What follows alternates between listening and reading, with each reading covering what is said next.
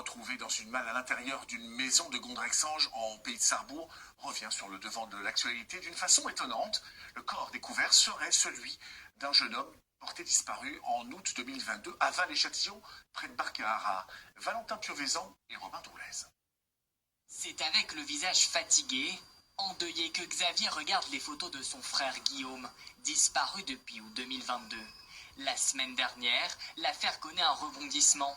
Son ADN est identifié sur un corps retrouvé dans une malle en décembre dernier dans cette maison de Gondrexange en Moselle. On s'y attendait pas du tout avec la famille. On attendait qu'il revienne par lui-même.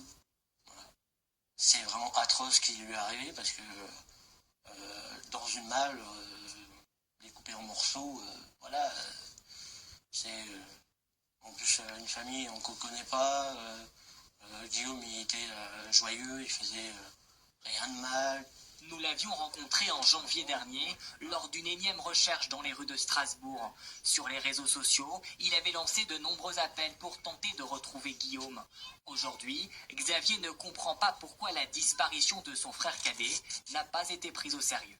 J'ai fait mon enquête de mon côté plus que les gendarmes, parce que moi je me suis démené même si j'avais un boulot. J'étais en train de faire les recherches les soirs, à demander de l'aide sur les réseaux sociaux. Désormais, Xavier et sa famille cherchent à comprendre ce qu'il s'est passé. Qui aurait pu tuer Guillaume, 27 ans?